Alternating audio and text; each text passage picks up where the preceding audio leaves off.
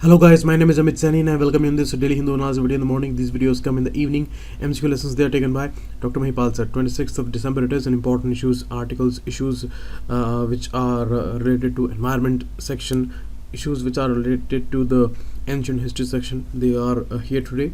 So let's start. Some words and phrases I found today and you will use them into words. First issue, study warns of growing cancer burden across India. You see, this paper was published in the Journal of Global Oncology, which is promoted by the American Society of Clinical Oncology. It says the disease of cancer, the dreaded C word, it has been here with humans since antiquity. But the prevalence is rising with a very fast pace, and especially in a country like India. They say that India can very soon be the capital of cancer, capital of diabetes, capital of cardiovascular disease, capital of kidney problems there, because the population is huge and the poverty is a bigger menace there, and the unhygienic condition, the unhealthy lifestyle, changing ways, and the quality less food products and what we are consuming filled with chemicals and these pesticides, what not is there, which is giving rise to this dreaded disease. So it says that ongoing aging of India. Today India is a young nation, but after 20-30 years it will not be a young nation. All these young people, they will become old ones. So primarily cancer is a disease for the older people, and the cases are also there with the younger ones, but mainly the older ones are the victims there. So the aging of India and improving access to cancer diagnostics in rural India, the numbers of the diagnosed people, they are rising, and with a very fast pace. So that is why this issue is important. And the report says that in Kerala, higher incidences are there. In the northeast, higher incidences are there. In India, the documentation of this disease that began in 19th century when Britishers came here, and the Western medicine issues, the biopsy, pathological examinations, they started in India. So the documentation first started in India in British regime. Now cancer is primarily a disease of older people. Hence, as life expectancy went up because of the medical revolution and the help that is available to every person today, the longevity or the life expectancy that certainly has risen up. So the cancer incidences too went up. Okay, and you can see the fastest epidemiological transition happened in Kerala, whereas Uttar Pradesh remained in the slowest group. But it's not like that. In Uttar Pradesh there are less patients, there are huge number of people who are diagnosed with this dreaded disease every day, but the pace is faster in Kerala. Here the study has been given Kerala versus UP, and the report says there has been a decline of cancers caused by infections such as cervical cancer, stomach cancer, penile cancer. Means these problems, they may be triggered by the infections, maybe a stomach infection, maybe a liver infection, maybe a papillomavirus infection in the reproductive organs there. So they can initiate some problems and they can lead to the cancer incidences. So those kind of cancers are declining, but the lifestyle related problems and the physical activity imbalance and aging, due to these reasons, breast cancer, colorectal cancer and prostate cancers, they are rising with a very significant pace. So we will need specific surgeons for that, we will need specific researchers for that. More cases are there, means more chances of researchers are available, but we need to focus here, we need to prioritize here, and it is the ultimate responsibility of the government to give funds to these researchers and scientists, institutions. They need a lot of support. Approximately 40% of cancer cost, they are met through borrowing, contribution from the friends and relatives. And you can say that when a cancer patient is diagnosed, then the whole family is devastated because their funds they are all vanished off, and the costly treatment, which is in lakhs, normally it is in lakhs, so it destroys the family, and when the person ultimately dies, then the family is left with a huge burden of debt. So that's why we have to focus on a lot of issues, and these statistics, these reports, they help the government, the authorities and all, but they need to prioritize here. We have all the funds for all unnecessary issues in this country. Many incidents are telling stories of this kind, so we have to set our priorities there, and these are the real dangers. This is the real challenge before the nation, before the humanity there. Okay, this report also talking about the history of growing burden of cancer in India. It says that this has been recorded for centuries all across the world, but no paleo-oncology reports of cancer have been recorded at the Indus Valley Civilization or Deccan Chalcolithic sites there, except for mention of some benign osteomas. So that shows that the cancer was not there in that much intensity in those older ages. People were not dying, maximum number of people were not dying because of these kind of issues. And in Atharva Ved, in Yajur Ved, in the ancient medical systems like Ayurveda and Siddha, there are mentions of this disease, and there are some treatments they suggest for that, but the intensity, the prevalence was not as such which is there today. Today we are certainly under the burden of growing NCDs there.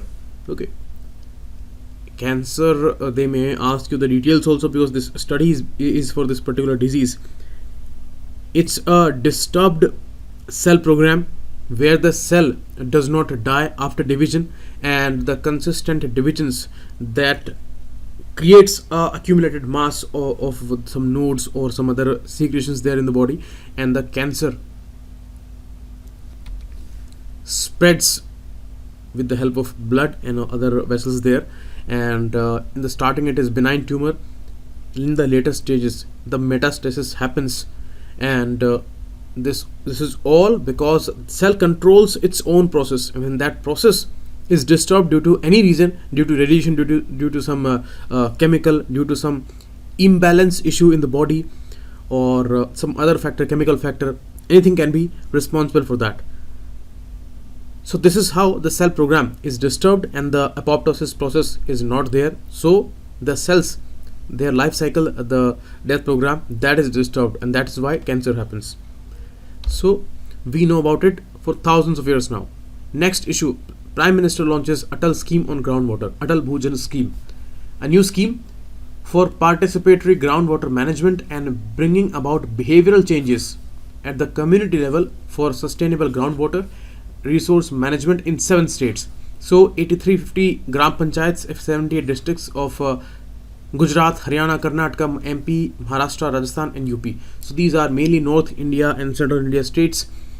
They have this huge problem of groundwater table depletion. Now this particular scheme is going to be very, very important. 6,000 crore rupees to be provided from 2020 to 2025. 50% will be in the form of World Bank loan. So this loan will be taken by the central government, because they will extend this loan as central assistance for the states as grants. Okay, and they hope that it will be resolving the problem of drinking water, the problem of agricultural irrigation and all. So we already have this aim to deliver every household a piped water supply by 2024. So it will be in addition to that. So Jal Jeevan Mission would work towards delivering piped water supply, and Atal Bhujal scheme would pay special attention to the areas where groundwater is very low there. So both the center and the state governments would spend around 3.5 lakh crore rupees on water related schemes in next 5 years. This is also the real challenge, the biggest challenge in terms of development, in terms of existence, because the drinking water is the biggest menace across the world. They say that Third World War will be there because of the drinking water problem, the fresh water problem. Setting up of Jal Shakti Ministry was also a prime evidence of their focus, as they said. Now, one more important information. Tunnel under Rohtang Pass is named after Atal Bihari Vajpayee ji, as yesterday was his birthday and it was commemorated there. It connects Manali in Himachal Pradesh to Leh, Ladakh and Jammu and Kashmir. You see, if you want to reach up to Kargil and Ladakh region, then the Jammu and Kashmir state, and here Himachal Pradesh is there. So Shimla, Kullu, Manali is here, and this is Leh here, the Ladakh UT, and this is Kashmir Valley.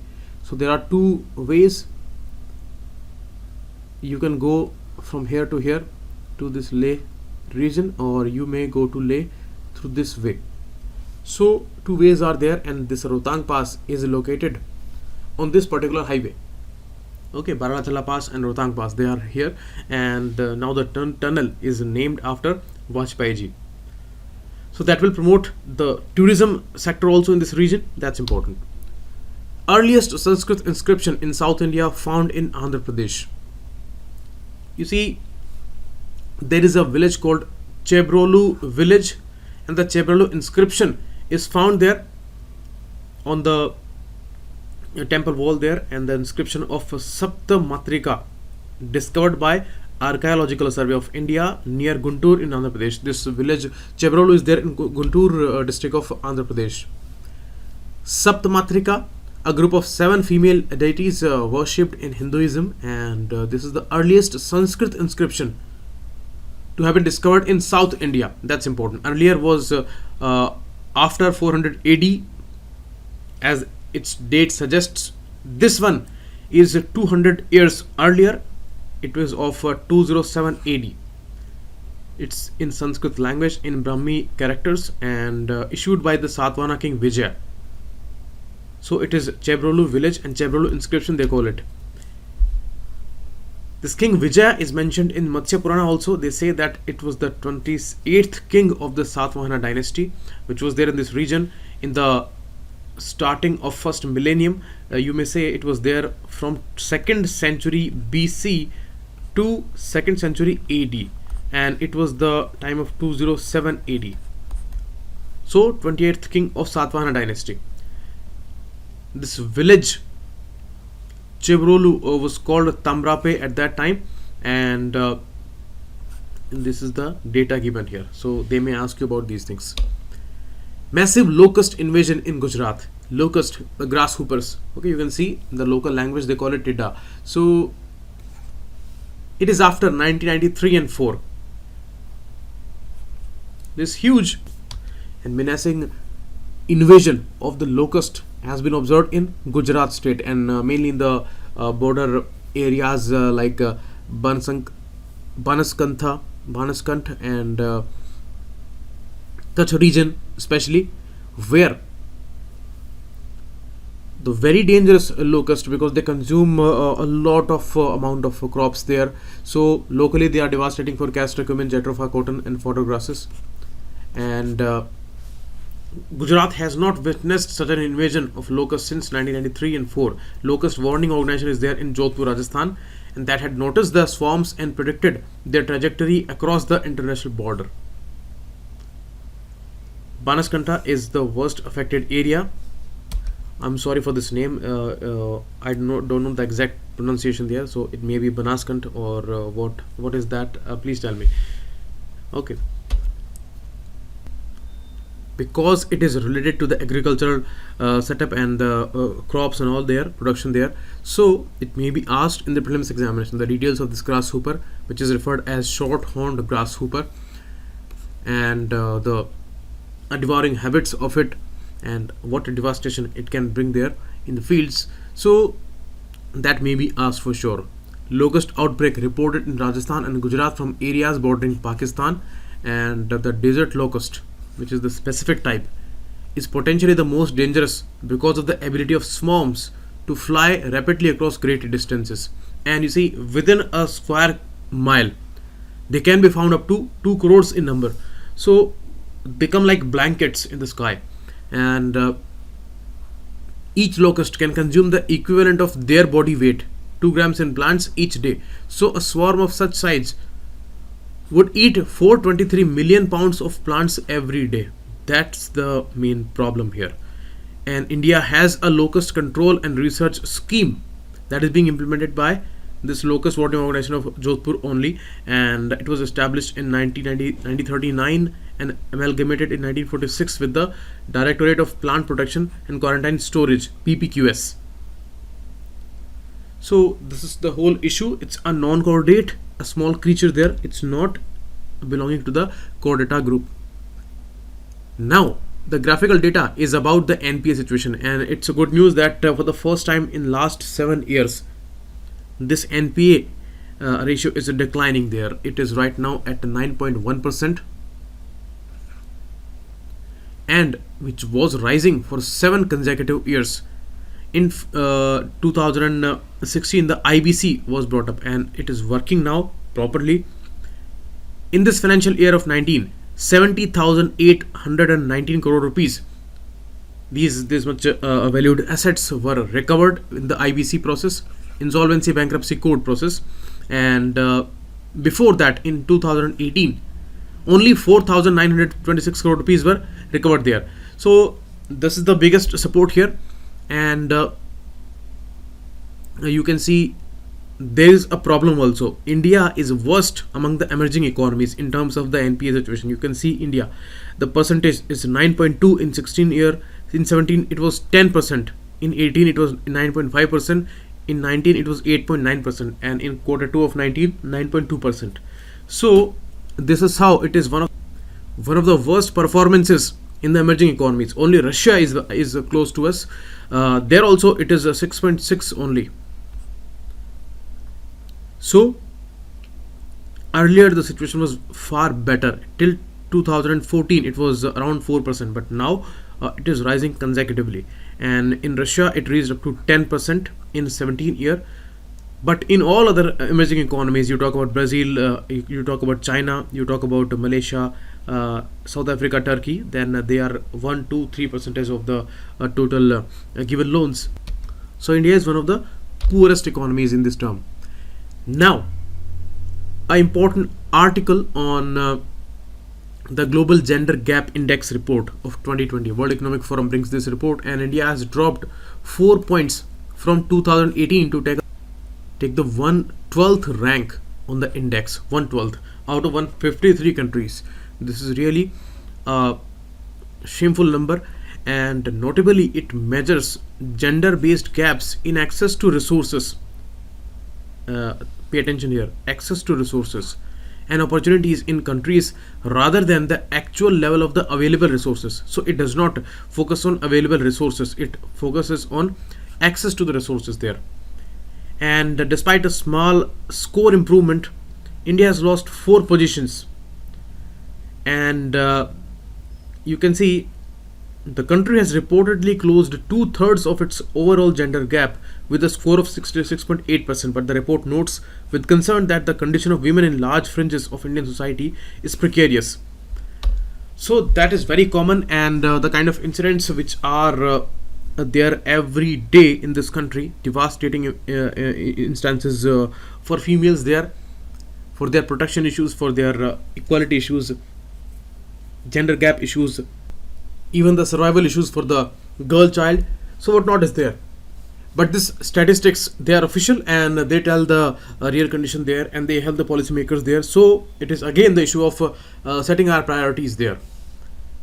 You can see economic gender gap, one of the most shameful area for India here. Score of 35.4%, and out of 153 countries we are at 149th place. 149th place out of 153 means we are the worst here. And 150th rank on the very bottom for health and survival sub-index. So what is left in terms of our reputation in this area, and the kind of claims we make, we say that it is in our culture, it is in our Sanskriti that we respect females and all, and what not is there in this country in terms of hypocrisy for this issue. This report tells the truth. 150th rank out of 153 countries. Only 3 countries are left there here, and these 3 countries may be facing many survival issues, like the Yemen is there on the 153rd overall rank. So what we can expect here? It says that India needs to engage immediately and intimately with all aspects indicated by the index to improve the score and set targets to reduce the gender gap in foreseeable future. It will have to drastically scale up efforts it has introduced to encourage women's participation and increase opportunities for them. So many questions are there, and a commitment to ameliorate the conditions of females is a non-negotiable duty of any state. We can never deny that, because our survival is based on the well-being of females.